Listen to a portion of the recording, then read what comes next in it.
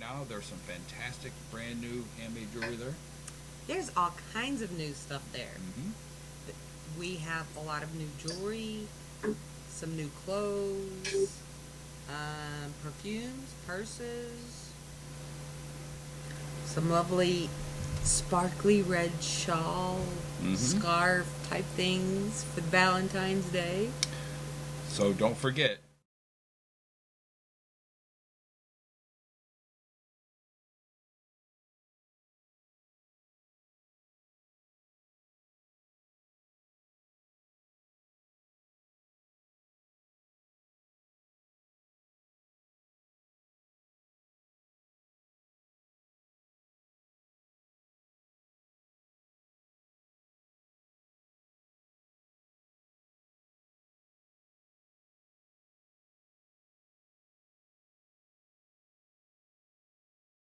You can come meet Kim and I in person. You can meet Stephen LeChant. You can meet another one of our show hosts here, Selena Roan.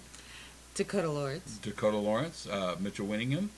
Dr. Rita Louise. She is awesome to play around with. Martha Hazard-Decker, who is always fun. And Larry Flaxman. He will outthink you. And Kathy Nance. But you can join all of us at History, Haunts, and Legends. It'll be in Jefferson, Texas. You can go to www.jeffersonghostwalk.com. Ghost Walk, not Host Walk. Yeah, I guess eyes got a little bad on me there. But you can join us in April there. But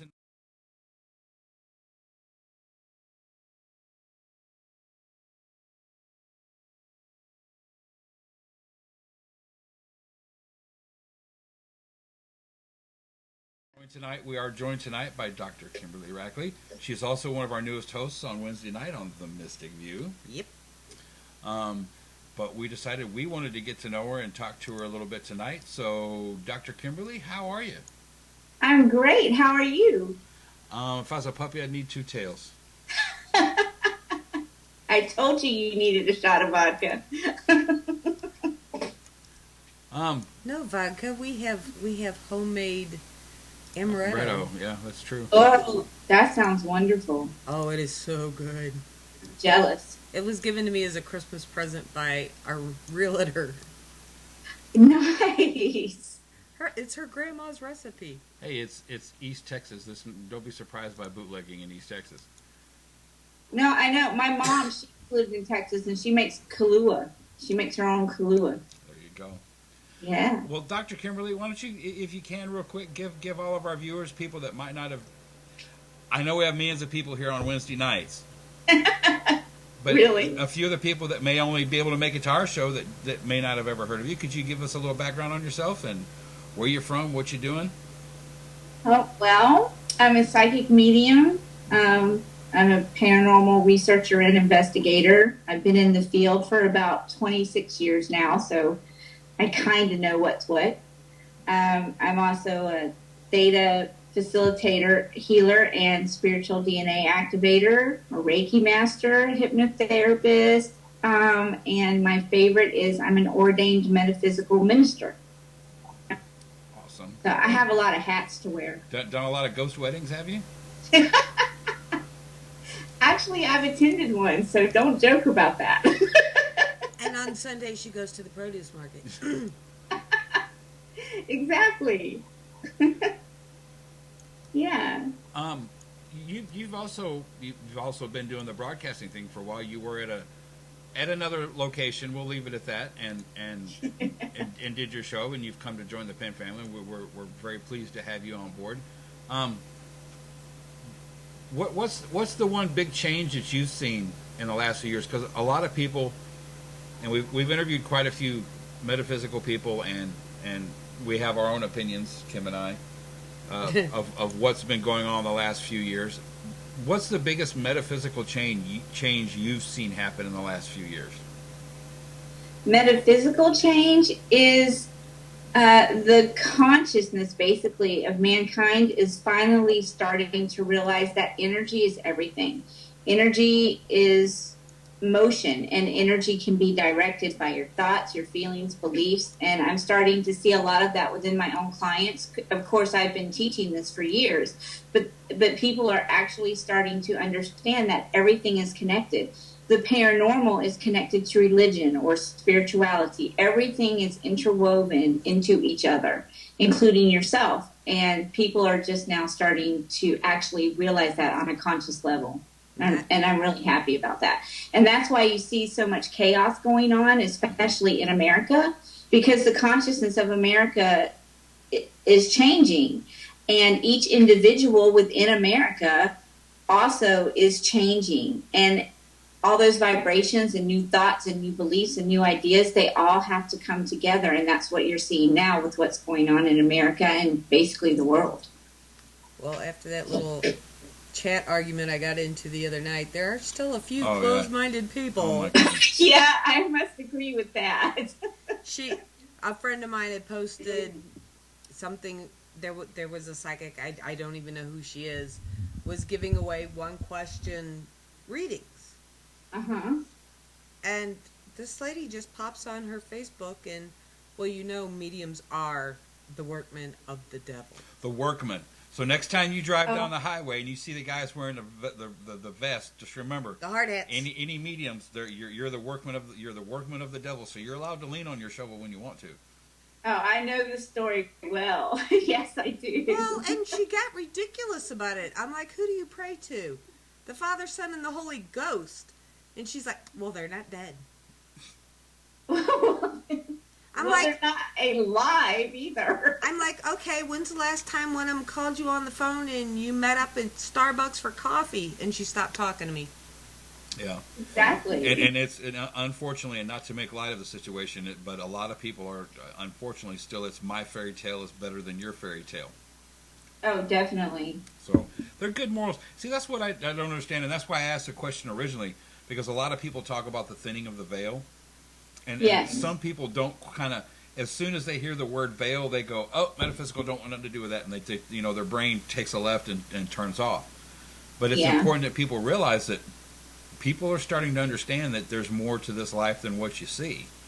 Mm-hmm. You know, and I personally think it's a good thing.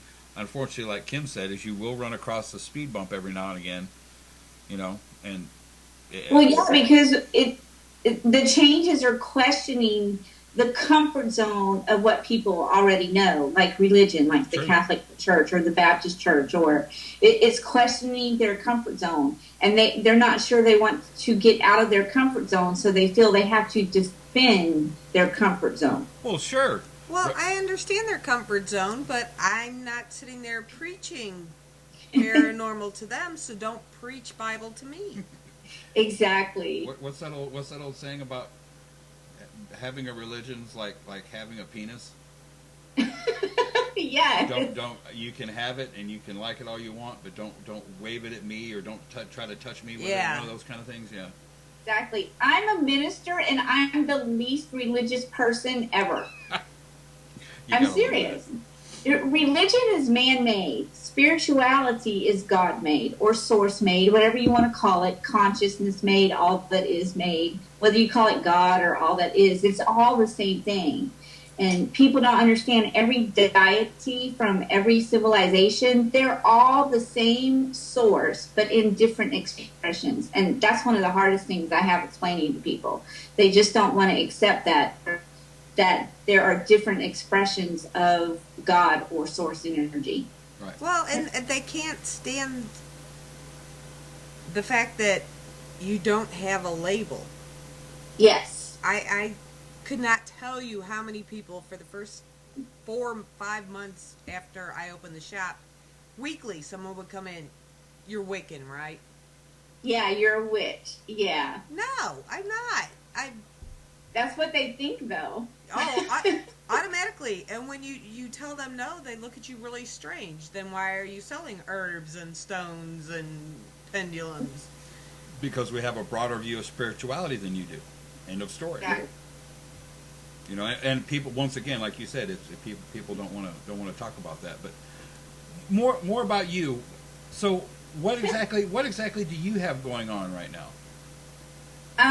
Well, I have the show with Penn, obviously. Yay! And yay! I'm so excited about that. And it feels like home with Penn. Like, you're amazing. You guys are just so amazing. And I love just being able to show up and do what I want to do. And that's it. I mean, it's just so amazing to me. And it turns out perfect. I mean, at least on your end. I have a book coming out in March, at the end of March. Yes.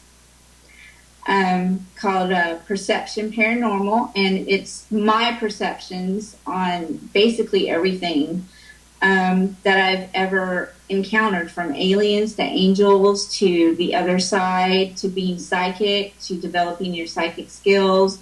I cover almost everything, shadow people. So this book, the poor book, has been burnt and melted and lost, and I basically had to divide it up into 3 parts. It should have been published way before now, but I'm the kind of person that every experience, it answers another question. So to me, the book was never complete, and finally my husband said, it has to be complete, like right now. You can add to it later. So I finally listened to him, and I toned it down a little bit, and so it's going to come out in March on Amazon. So I'm excited about that, because it's been about a 6-year journey with me in this book, because our house burnt down and I had to retrieve it from my melted computer, and part of it was printed out in my desk, but the desk was no more, so obviously the manuscript was no more. So the book has been through a lot, as well as me. So I'm looking forward to it finally being available. And it's going to be available first on Amazon, or are you going to, as an ebook, I assume? It's going to be available through Kindle and ebook, and I'm going to self-publish, per order. If anyone wants, a hard copy, I'm going to do that. But I also have other publishing options for several other books that I've been working on for the past 3 years. But those aren't set yet, so I'm not going to say anything about those. So, and those would be from an actual publisher. So your Yeti basically said, get this one done, get it out, and then we can worry about the other 3, right? Yes, okay, that's my Yeti. Good man. He's sitting behind me, so. I'm old school. I'd rather dog ear a page than sit there. Yeah. Me too. My oldest son, he gave me a Kindle for Christmas like 3 years ago, and it took me 1.5 years to even get my first book on it, because I'm like, I don't want to read from a Kindle. I like to smell the book and turn the pages. And well, there's something. And when you get really mad, you can throw it. Exactly. Well, and when you highlight something, you're almost a rebel. You know what I mean? That's right. You're marking in we the book. were all. I know the 3 of us all went to school at about the same time, and all 3 of us know that we were always told, "Don't tear up your textbook. Don't write in it. Don't write. That's what your book cover's for." So, so when you get a book and you own it, and you can scribble in it all you want to. Exactly. All my research books, they have to be in print. They have to be in hardback, because I have yellow and pink highlight marks all over my research books. Yeah. I'm going to totally destroy Scotty Roberts and Dr. John Ward's new book, The Exodus Reality, because I of course have to make notes in it. So it's beautiful now, but it won't be when I'm done with it. Because I'm such a glutton for punishment, this is the one I'm attempting to tackle right now. And it's called Ghost. It's called Ghost, and it's True Encounters with the World Beyond by Hans Holzer. And it's about 150 of his various encounters, his documentation of his various encounters. It's like 1 billion pages long. Yes, 700 or 800 pages long. 700 and 800 pages long. But he wanted it for Christmas. He got it. Well, there's a reason why I'm reading it. He's amazing in the first place. You have to own anything by Hans Holzer. But and I heard this firsthand from David Roundtree, because David used to do research with Hans. Yes. He said he was, of everybody he's ever investigated with, Hans was the most detailed describer or detailed documentarian of everything he did. So the reason I'm attempting, I haven't gotten very far yet, but the reason, that's because we've had so much going on over here with the network, but as soon as I can really get dove into it, the reason I want to try to go through that is I don't want to waste my time doing experiments that somebody else has already done in Hans's case 30 years ago. Yes. Because that's a huge problem in the paranormal, is people don't know their history. So they don't know that these things have already been tried. Now, if you wanted to modify them or change them, that's one thing, but to try to just do specific experiments, you can look at your history. Don't go over ground somebody's already covered that dead ended. Exactly. That's my issue with a lot of, like, I have a paranormal team, but my issue with paranormal investigators now and the teams are that they're just out for the thrill. They don't really know the concepts or the theories or the research behind the actual paranormal, arena or field. And they're just going out and just doing things willy-nilly. And that's my problem with all these teams popping up everywhere. Like, well, what have you researched? What are you basing your investigation on? So, yeah, I just understand that. Yeah. Well, yeah, because I have a paranormal team, too. Yeah. Well, PEMA TV. Yeah. Well, it's it's PEMA. It's not TV. But and I'll let Kim tell the story, but we went to the Hannah House meet and greet one year. And you want to tell everyone? Perfect example of what you're talking about. There's authors there, there's paranormal teams, there's paranormal, all this going on. They're doing tours inside the Hannah House in Indiana. It's a beautiful house. I didn't get to go in it, but outside it was gorgeous. Oh, you didn't get to go in? No. But anyway. That's my fault. But anyway, yeah, he had a heart attack. Daddy. He got out of the hospital from having a heart attack 3 days before that, so. Oh, well, then he's forgiven. Not really, but anyway, you go up to this one booth, and I mean, they had like every piece of equipment available under $1,000. The only thing missing off their equipment list was a FLIR. They had the hats, they had the coffee mugs, they had the T-shirts, the bumper stickers, the trifolds. I think the pavilion even said their name wrong. The banner, yeah, the pop-up tent had their name printed across it, the whole 9 yards. And they're like, and I'm like, that's really cool, where have you guys investigated? Tonight's our first investigation. Yeah. Oh my goodness. They had probably spent $4,000. Easy, if not more. I was going to say like $7,000 by the time they were done. Yeah. Well, and maybe, hadn't done an investigation. Maybe by the time they paid the T-shirt guy and then the tent marking guy and all that other stuff, they may have spent that much. But seriously, they had like you have to remember this is 4 or 5 years ago. They had like a 12-camera DVR set up. That was expensive 4 or 5 years ago. That was $1,000, $1,200. They had all this stuff laid out on the table, and Kim is not kidding, because we were both sitting there looking. 8 voice recorders, 3 millimeters, 4 K2s, and a partridge in a pear. Yeah. But we were sitting there at the table, and I'm sure they didn't know how to take us, because the look of amazement on our faces when they said, "Yeah, we're going out on our first investigation tonight," and it's like, really slamming on the brakes and hitting the wall, just. That's also when the both of us started asking people when we meet them like that how their equipment works. That's the quickest way, the fastest way to figure out if they know what they're doing or if they're monkey see, monkey do from the TV shows. I should have asked them to show me where the batteries go. I bet they hadn't even got that far. They may have had the one guy. I'm not a tech person, so if you ask me about equipment, because my team, they know I don't do tech anything. They set everything up, and I just go do my thing. But I still know the protocol, and I still know what's what, and I still know what's required for valid evidence. And you need to know those things. And you need to know what is manifesting in front of you. Like, where is it? You need to have a concept of what is possibly occurring on the investigation before you actually go into an investigation. Well, I'm the founder of PEMA, and I am the biggest tech tard there is on the team. One of the few reasons she keeps me around. I'm glad I'm not by myself in that. Oh no! If you have to have a screwdriver to get into the battery case, I give it to them. I'm a dowser. That's my thing. No Yeah. batteries required. She also. Well, see, everything I need is inside my head. So, I'm my own equipment. And I've said this before, and I hope nobody gets offended, but paranormal investigators, they are the biggest tool that they have. Yes, exactly. I mean, there's just no other way of phrasing it. There's not. Dr. Kimberly, if you could, and once again, we ask this of a lot of our guests that are of a metaphysical nature, how do you connect to spirit, and is it something that you can explain to people?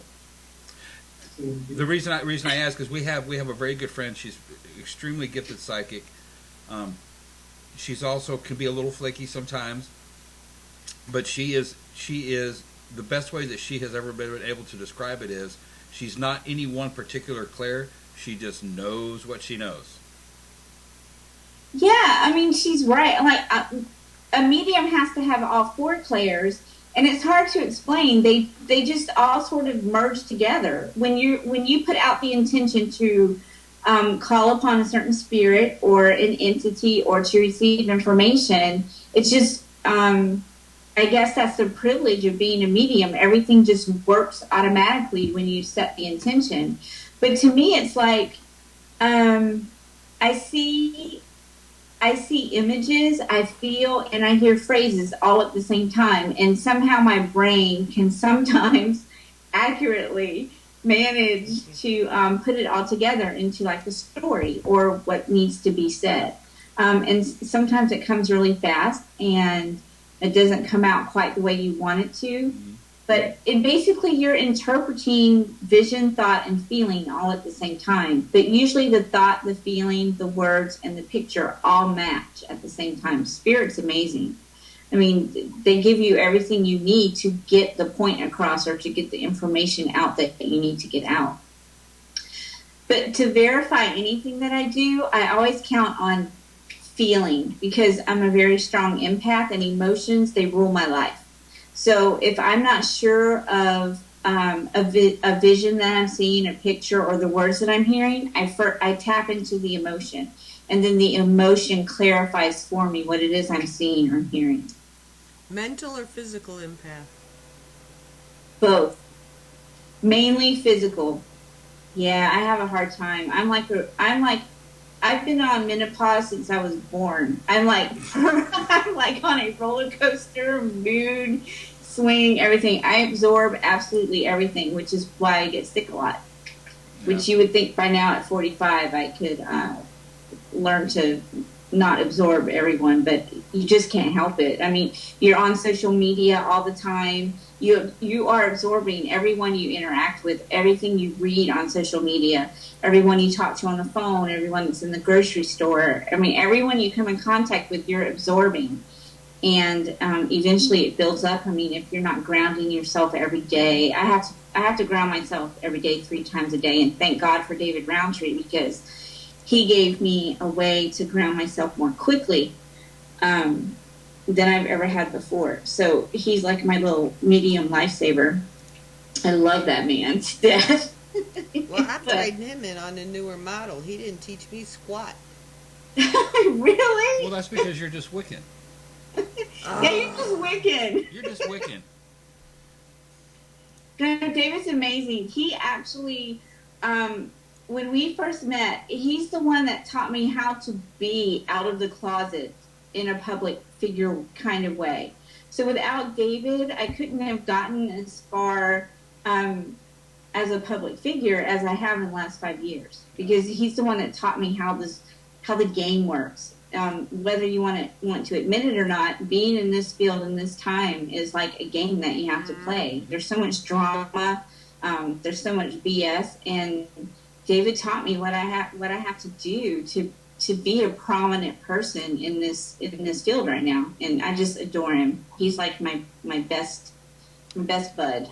It's a business, and the one other thing I will say that at least on how I feel about David is he doesn't, with his scientific background and his theories and the equipment that he's building, it would be very easy for him to look at anybody that claimed to be metaphysical and go, "You're full of crap." Yes. But he doesn't. What he has done and is doing is trying to figure out the connection between how your gifts work and how the paranormal works, and he's tying them two together. So I love the fact that he's never discounted personal experiences.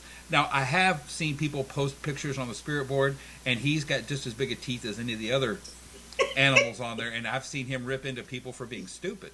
I've seen it happen. He does. But that's okay. But when it comes to your experiences and your beliefs, he's believing of you, and I will give him that. Yes, he is. Until you give him reason not to, then Right. it's game on. Right. Exactly. And if you could cut down on the selfies on Facebook, that would be okay too. Yeah, he's fond of the selfies, but they're entertaining, I must say. And we love you, David. When you see this on archives, we love you, man. David, you just need like a little troll or leprechaun or someone to follow you around and take the pictures for you. There you go. That way, when your grandchildren see these pictures, they won't have to ask, what happened to Grandpa's arm? He only has one arm. Why did Grandpa always post pictures of his nipples? I mean, there's going to be questions he's got to answer. David's nipples are all over Facebook. Yes, they are. And I didn't think we'd ever go down this path on this show, but evidently I did need that shot of You vodka. went there. You are located in Florida. Are you located near St. Augustine? I am. I'm 20 miles from St. Augustine. I'm going to visit her. Yeah, one of the few places that we've got on our bucket list together, I think, is to go down to St. Augustine to the lighthouse. Also, one of the few episodes of Ghost Hunters that nobody's ever disputed either. Exactly. Well, you can't because I have problems with Ghost Hunters sometimes, but that one show, because I've actually been to the lighthouse several times and I've done my own little investigation, and they pretty much found the same things that I did, the same experiences. So that's the one show that I give Ghost Hunters credit for, because I can validate what they experienced. I give them credit for the first 2 years. Yeah, I agree with you. And then it started changing. Yeah, after that, it kind of... And I have to say, I do it every time, but I have to say, 90% of them that have been on Ghost Hunters International, Ghost Hunters Academy, I love them. We've met almost all of them. Love them. There's one or two that I could do without. But other than that, I love them. So even though I pick on their show, I do know the people, and I do have respect for them. Mm-hmm. Yeah. And the shows are for entertainment. That's something we've started trying to stress. They are for entertainment. They're not a Bible on how you do paranormal research. And people, once we can get the majority of people to understand that, we'll be okay. But like you mentioned, that's one of the biggest problems right now, is the whole fact that there's so many people out there that are strictly thrill seekers. And it's because they have seasons 1 through 5 of Ghost Hunters at home on DVD. And Ghost Adventures. Let's not forget. Oh my goodness. Don't get me started. Yeah. Actually, I like Aaron. Aaron is a very nice guy. Yeah, we had fun with Aaron. The spiked haired guy, not so much. Because we've met him. You can mention names, Eric. It's not no. I mean, we'll talk about we'll talk about the triumphant trio and the valiant plumbers. But I mean, like I said, we've met him, and to be quite honest, arrogance is a disgusting smell. Well, I'm sitting there filming a magician, and this particular person literally almost knocked me off my feet, turned around, looked at me, and said, "Well, excuse me," like I had done it. Yeah. And just kept on walking. Like I said, they're for entertainment. People shouldn't base their research on that. But we hope people are more free thinkers than that. Exactly. Now, Aaron would have pointed, laughed, but he would have helped me up off the ground. Right. So, I love Aaron. Yeah. You guys should come down here. You can stay with me. I mean, I've been going to St. Augustine since I was 7 years old. I know it like the back of my hand. You should come down. I've never made it that far south in Florida. Well, you've never been to Florida at all. Have you guys And I think this is something a lot of people don't know too. There's a lot more locations down there than just the lighthouse. Yes. Because it was a port town. It was like the first port town in the United States, if I'm not mistaken. Yes, exactly. And you don't even have to go into the fort to experience activity of any kind. Just being on the grounds itself, because you have to remember that many battles took place there. And basically, the grounds, it's like on a mound. So basically, outside of the fort itself are what you would describe as mass graves. Mm-hmm. I mean, there are people buried there from, 1548 and on. So you are walking on history. You are walking on spirit. So you just have to be any place in Old St. Augustine. It's sacred. It's like haunted. You can't walk down the street and be haunted. You can get an attachment walking down the street. I have to protect myself very heavily when I go to St. Augustine, because otherwise it's just a major onslaught. Because spirits will, if you're a medium, they'll walk right up to you and start talking to you. And they don't even want to be helped. They're happy to be where they are. Like, I've had a winch come out of a bar. It was a bar way back when, and it is still a bar now. And she came right out the door and started talking to me. She was really mad. That's a nice word, because she was wondering if I took her man. And I'm like, oh, no, dear. He'll come back. But yeah, the whole place is just, you have to come, because you'll experience activity as long as you're open to experiencing activity.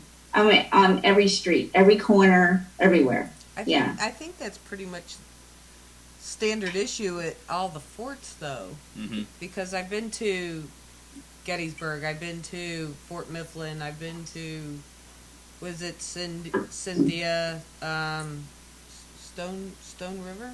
Mm-hmm.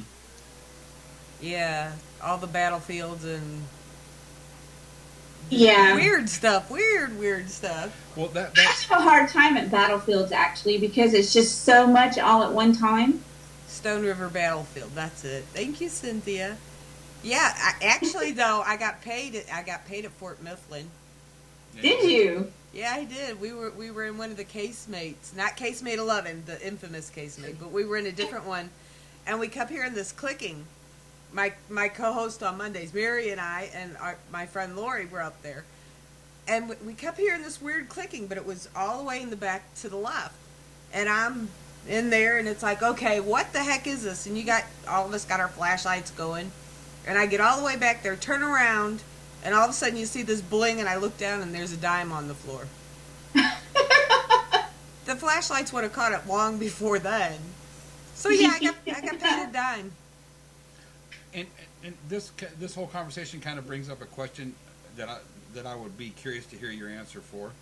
How do you feel about the people that constantly think that they have to walk into a location, and that every spirit that they're going to run into is trapped, and it's their God-given gift to pass these people along? Bless their hearts, and I know most of them mean well, but you can't make a spirit do whatever you want them to do, and I can't stress that enough to people. But maybe I'd like to hear your opinion on that whole situation. Yeah, it's a nice thought. Because people think if they have gifts that it's for a specific reason, and you have to be the avenue that gets them to where they need to go. But it's not that way. You're just there to listen and to assist. I like to remind people, especially going into an investigation, that most spirits, especially if it's in a historic location, they're choosing to be there for a reason. You're not going to change their minds. Like, there's this thing called spirit rescue where you counsel the spirit and all that kind of thing, which I do with recently deceased people. Spirits who are hanging around that have been recently deceased in the last 10 years. But if you're dealing with an historic spirit, they're choosing to be there for a reason, and they're totally happy being there, or they wouldn't still be there, because Archangel Azrael, he is the angel of souls. He keeps track of every soul that has ever lived on the earth at any point in time. So he knows what every soul is doing and where every soul should be. So whenever Archangel Azrael and the powers that be think that that soul needs to move on, that soul is going to move on. It will no longer haunt the place. But even in the paranormal, there's a reason for everything. So that spirit staying there is still learning, expanding, and growing their consciousness by still being stuck here. And that may be the whole reason. So you don't want to go in and say, okay, you don't belong here. You have to go to the other side. There may be, and that's why sometimes a medium can't make someone go to the other side, because it's not their destiny as of yet to go to the other side. I mean, there's reasons behind everything, even in the etheric plane and the paranormal world. I mean, it's very it's intense, and there are so many layers to the paranormal and the astral plane. What we experience, they also experience. And they still have their personality, their free will, their thinking. They can still choose what it is that they want to do, even from the astral plane.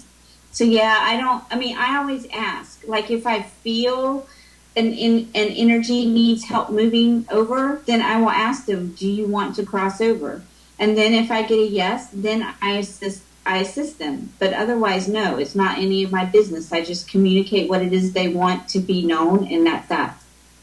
Well, I don't believe all of them here are stuck to begin with. I think they just choose to be here and hang out. This is where they were happy. And forcing them to go somewhere else is like, grabbing a 30-year-old and saying, hey, guess what? You're going in an old folks' home. Get out. Exactly. That's mean. I mean, how would you like to be told what to do or forced to do something that you didn't want to do? They're here for a reason. Some people choose to be stuck. So let them be stuck and have their experience. It's all going to come out in the wash in the end, because Archangel Azrael makes sure that it does.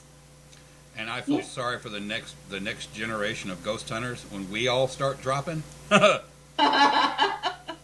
That next crew. Well, I think that's probably when there's going to be a huge breakthrough, because there are some very scientific engineering type people. They're going to start getting EVPs like it's this frequency. You're going to start getting stuff like that. Turn off the blinky lights and pick up the ink pen. Well, and we already know that they can do that from our experiences at OSPH. Well, at OSPH, they're talking about us. Yeah. We have actually heard EVPs that were recorded of spirits talking about the investigators. Really? Yeah. That's like Class A plus. Class A? Wow. Class A plus, because I have yet to hear of any other EVPs except from there where you actually hear the spirits, multiple spirits having a conversation about the investigators. Yeah, the investigators, whoever's in there. Yeah. Yeah, wow. And they're like taking bets on us and stuff. I mean, it's silly. Bet she spills her coffee. See there? People always take bets on me. I'm like, look, I'm not out to prove anything. Everything's an experience and a perception. So if you're putting me into something, this is what you're going to get. I'm going to tell you what I see, hear, and feel, and know. And beyond that, I don't care what you do with it, because for me, it's already real. So just do your thing. Well, it's just very strange to get an EVP of hearing them say, bet she'll do this. Watch him do that. And here they come again, Well, our team is actually hoping that occurs, because our founder, the mainstay of our group and my dearest best friend ever, he passed away a year and a few months ago. And he was so fascinated with how the spiritual side of the paranormal works. And I could not get a message from him forever, because I missed him so much, and I was angry, and I was just so grief-stricken over losing my very best friend in the whole world that I couldn't hear him or see him or feel him until about 2 months ago.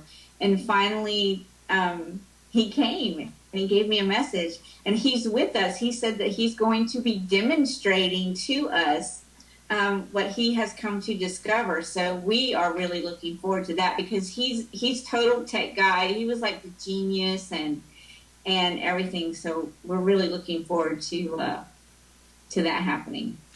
Because if he can be specific, he will be specific.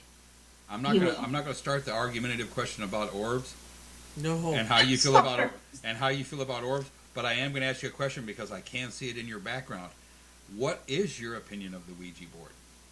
The Ouija board is just like me. It's a tool, and it needs to be respected, and you need to know what you're doing when you access a tool. It's just a board. That's it. I put it there exactly for this reason, because it's just a board with words on it. It's the consciousness and the intention of the person using the board that determines whether it's good or bad and what comes through it. My biggest problem with the board is when they turned them Barbie pink. Yeah, that was Well, it wasn't so much even that it was pink. They had written up this ad for it, and it was like, it was find out if your boyfriend loves you. It was recommended for basically girls between 8 and 12. Yes. Find out if that special someone will come to see you tonight. Hello, 8 to 12-year-old? That special someone better be grandma. Exactly. Will he call? What parents are going to buy their 8 to 12-year-old a Ouija board in the first place? And you know what? What's bad is when Hasbro did this went through committees. This wasn't just one person that said, "Hey, let's make a pink Ouija board and try to sell it to 8 to 12-year-olds." This went through committees. This was the best idea they could come up with to make money. Wow. So I mean, that's just crappy. Well, if they had made one red or purple, then I might have bought it, because I love red and purple, but pink, no. Well, I like pink, but not Barbie pink. Yeah. No, not Barbie pink. Yeah.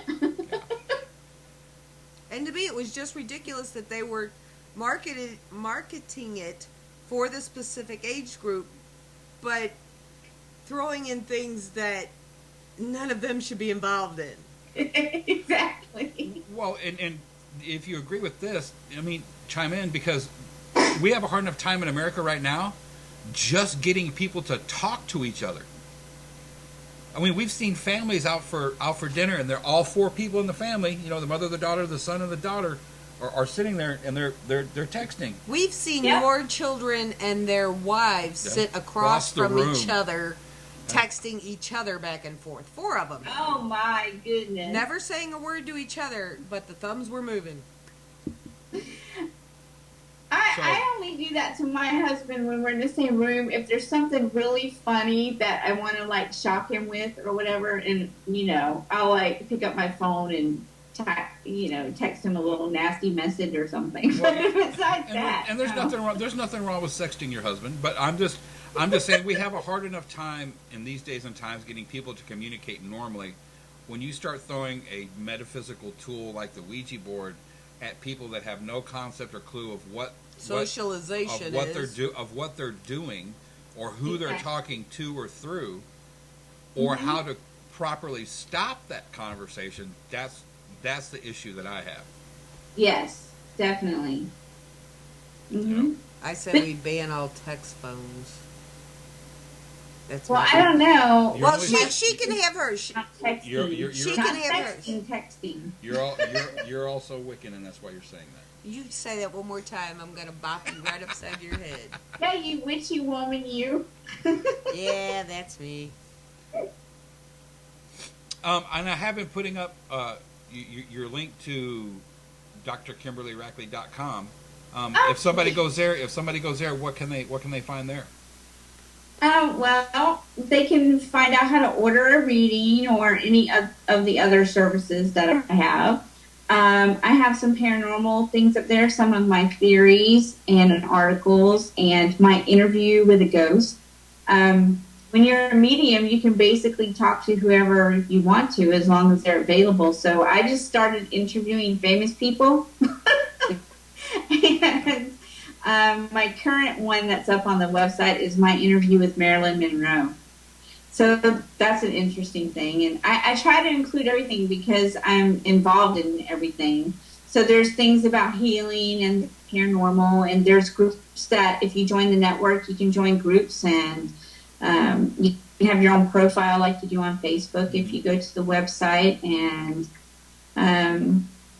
obviously there's a show page for my show and my future just radio show. And there's also I have I guess you could call it a club. It's the Psychic Reading Forum Club, and you can join that club. And 3 days a week, I'm available to anyone, and I'll answer your questions of a psychic nature or spiritual nature. Will my boyfriend ever get back with me? Exactly. Yes. Well, you know, and that's humorous. That's a good one. Thank you. But honestly, that's what you get a lot. Like if you bill yourself as like I don't like to bill myself as a psychic reader, because that's exactly what you get. People think you're like this fortune teller that says John Doe is going to pick you up on Friday at 7 and you're going to live happily ever after. We've actually produced shows where people have called in and it's like, well, I've just separated my boyfriend, but does he still love me? And the poor reader on the other end of that question will do the best they can to answer it. And then halfway through the conversation, you know, the caller will go out, you know, well, you know, he did move back in with his wife and 3 kids, but when will he, you know, and when will he move back in with me? Right. Do you have a month? Can you tell me the exact hour and minutes that he's going to come back? What does he look like? Right. What car does he drive? Yeah. Exactly. When I do live readings when I appear on radio shows and I do live readings for them, that's exactly the kind of scenario that I get. And it's so hilarious. I'm like, please screen your calls, please. Well, and I have, and this, that brings up a very important topic, and give me your take on this, the free will. How do you feel about free will? Because that's what people don't understand when they ask questions like that there's somebody else who has a possibility of making a decision that could influence what they're asking you to foresee for them. Exactly. They don't understand it. That's the whole thing that I try to teach in everything that I do, is that everyone has free will. And the energy of any question that you're asking, especially if it involves others making you happy or making you successful, the other people's free will, their choices, their decisions, their thoughts, their beliefs, they all play into your outcome. So the only thing that you need to be sure of or certain of or have faith in is your own thoughts and beliefs and feelings about what it is that you really want. And that's the only thing that you can do. I mean, if you're the master of your own beliefs and thoughts and feelings, you're going to get what you want in some form or another eventually, as soon as you believe that it's possible, basically. But yeah, you can't control the feelings, thoughts, or beliefs of other people or the decisions that you make. And you cannot base your happiness on other people. If you can't be happy within yourself, then you're never going to be happy. Your happiness within yourself attracts the happiness of other people, and then you enhance each other. And that's the hardest thing that I have to get across to some clients, especially those who are, you know, wanting relationships or romances to occur. Well, the big thing is love, yeah. And another thing they need to realize is, if you're sitting at the computer or on the phone 12 hours a day calling different psychics hoping for that specific answer, you're not outside meeting whoever it may have been. Exactly. And they don't understand either that a psychic is only reading the energy of your thoughts, feelings, and beliefs that you currently have at that moment. They're reading the consciousness that you have at that moment. You change a thought, a feeling, or belief, and you suddenly become unaligned, you're changing the outcome of any reading that you just get. So people don't realize that your thoughts, feelings, and beliefs, all three have to be aligned for any outcome to stay the same. Well, and that's why people need to also understand that a very ethical reader will not do a third-person reading. No, I don't like doing them. You may be able to see how somebody would influence that person or how they would treat you in the future. That's something that can be asked. But to ask what Bob is going to do, who knows? Unless Bob's sitting across from me, I can't tell you. But I have a problem with that. Yeah. Or those who call in wanting to know what their daughter and son-in-law are doing. Yeah. It's none of your business. Call them and ask them. Exactly. It's their life, their choices. I mean, I can tell you the energy that's surrounding them and if it's good or bad, but I'm not going to tell you what it is that they're doing or what they're planning or anything like that. No, not happening. Yeah. And anybody that claims that they can or will do that, that's fidgety ground. That's a good reason to say, well, thank you for your time, and you get up and you walk away. Exactly. And any psychic who claims they are 100% accurate, stay away from. No psychic can be 100% accurate simply because of free will, thoughts, beliefs, and feelings, because all those things are creating that person's experience, and they change one, they change everything. So no psychic can say, I'm 100% accurate. I would never claim that. That would be like ridiculous. It would be shooting myself in the butt if I did that. The best way I think we can all think of ourselves is we are the Bubba sitting down at the corner giving directions. That's what we are. Yeah. Well, I like the psychic who will talk to you, not pump you for information the whole time, too. Yeah. Mm-hmm. We used to watch one show, and this particular person claimed to be all-knowing, all-seeing, and would ask a question, and if you said no, ask another question. If you said no 3 times, sorry, I'm not getting anything, and hang up on you. Oh, well, see, a psychic is not supposed to ask questions. Like, this is what I do. At the beginning of a reading, I spend about 10 minutes telling the person the energy that I see around them at this moment. And 99% of the time is exactly what's going on with them. And then they get to ask me questions. The only reason I like to tell them what I'm seeing first energetically or spiritually is to make sure that I'm in tune with them. And the only question I ask after that 10 minutes of telling them what I see energetically is, does this make sense to you?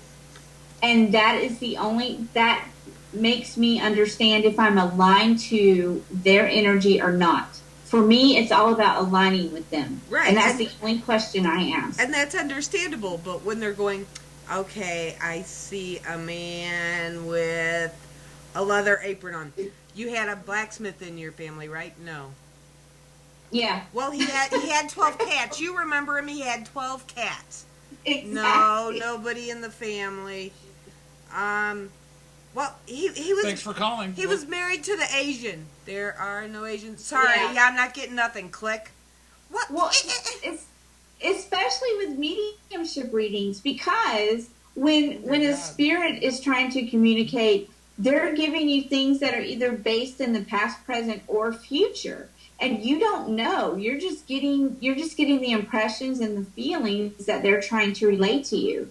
So I just tell people what it is I'm getting, and it may not make sense to them now, but 9 times out of 10, 3 days after they hang up with me, they will call me back and say, I now know what you were talking about. I now know what they were saying. They suddenly remember the picture. They suddenly remember a name, or one of their family members come forth and say, did you know so-and-so did this or that? So just as a medium, you just say what it is that you're getting, and you don't ask questions. There's no need to. The whole point with a mediumship reading is to make that person feel like their loved one is safe and happy and loved, and that there's something more than the physical body. And that's my intention with mediumship. That's all I need to do. They can ask all the questions they want within themselves, but that's my purpose, is to just make that person feel better about their loved one being in another dimension. Right. My point kind of was, don't jump into it. Watch. who you're choosing to read for you.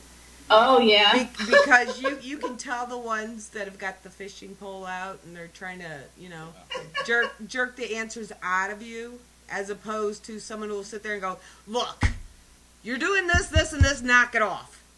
Exactly. Yeah. And well, isn't Eric doing readings now? Yes, I have officially stepped down that path. Yes. Nice. He does Congratulations. Thank you. He does the tarot. I'm the one who just stuff falls out of my face and I have no idea where it comes from. Well, we know why. Don't hit me. I didn't say nothing. You're claircognate, Kim. You just know things. Yeah. And that's like the highest sought after psychic ability ever, when you just know things, because that's the ability of geniuses like Albert Einstein and Tesla. Well, it's not even like I know it. I'll be sitting there and someone will be talking about something and my mouth will open and stuff will just fall out of it. And they'll look at me and go, how did you know? I don't know. Where'd you get? I don't know. I don't get pictures. I don't get voices. It's just shoots out of my mouth and before I can take it back. Yep. Do you think Tesla and Einstein knew where their things came from? No, they just knew they were there. Well, Einstein's came from his hair. I say it came from his mustache. It's hair. Because see, when he started out doing his physics work, he was the clerk. You look at the pictures; it's a little bitty thin mustache. When he got to doing his real serious physics work, he had a huge mustache. But it's still hair. Oh, well, there you go. Nice. That's my reasoning anyway. There you go. And I'm sticking to it. I don't blame you. You go, Kim. Well, now I don't have to tell everybody you're Wiccan. I can just tell them you're psychic. No, I'm psychotic. You need to switch those letters. Well, I couldn't argue that either. Well, that's true. I'm psychotically psychic, so there you go. Yeah, I'm so glad that there's starting to be a turn in just in the community in general. I agree. Where people are being, at least from what I've seen, being much more tolerant about people's gifts and experiences, and much more understanding of what's going on. It's nice to see. Yeah, it's been a rough road, at least for me, living in the deep South, so the Bible Belt.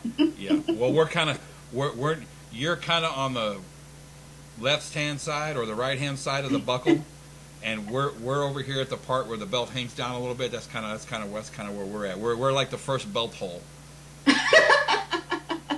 That's perfect.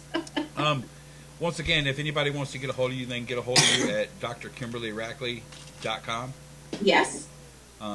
Readings, joining the groups and all that. Everything's there, right? Yep, everything's there. Awesome. Or they can come here on Wednesday nights and watch her show. Yeah. Wednesday nights at 8 p.m. Eastern. 8 p.m. Yeah. The Mystic Way. And who's coming on this week? David Roundtree and Robbie Lent discussing their new book, Demon Street USA, which I have had the privilege of reading before it's even available, so I'm excited. She's a little spoiled, kind of like somebody else named Kim, I know. I am. I'm spoiled. It's the name. It is not our fault. Once your name... privileged. We're goddesses. What more do you need to know? Exactly. I know 90 more likes and I get a foot rub. I know that. We didn't shake on it. See, it must be the Yeti thing, because my man adores foot rubs too. Oh my goodness. Well, we made a deal, whether she's going to cop to it or not. No, we did not make a deal. We made an agreement that when we hit 2,000 likes on our Facebook small business page, this psychic Wiccan right here told me that she would give me a foot rub. No, I didn't. So she foretold that she would be rubbing He my said, feet. when we hit this many, I owe you a foot rub. He said, when we hit this many, then you owe me one. That is not me agreeing to it. That is him telling me. My husband's behind me laughing. It's called Welching. It's called Welching. Maybe I am Welch. You don't know. Great. Aha. Quit it. So, Dr. Kimberly, I know we've kind of come down to the end of it here. Awesome. I think everybody should come in here on Wednesdays at 8 o'clock. Come here every night of the week. Come here on Mondays too at 8 o'clock. Yeah. Just saying. Just Saying with Who's Mary and on myself. Just Saying this week? Florence, the owner of Battlefield Bed and Breakfast in Gettysburg. Mm-hmm. Ooh. Yep. We love Florence. Florence is and cool. we love her bed and breakfast. Real quick before we jet out of here, everybody be sure and go and check out not only the Pen Radio page but Pen 2. Real quick, as much as I hate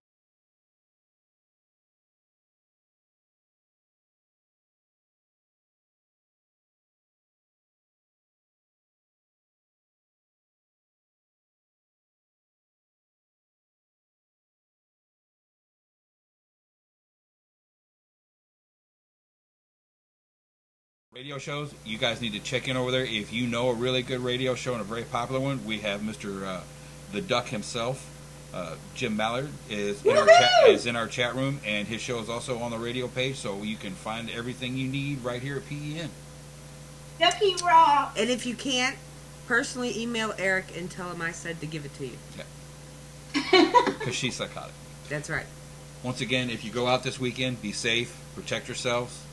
Stay warm if you're up north, and Yes. take a light jacket if you're down Don't say- here. Yeah. So, everybody, survive your winter vortex. Have a great week. And thank you, Dr. Kimberly, for being Thank on. you guys.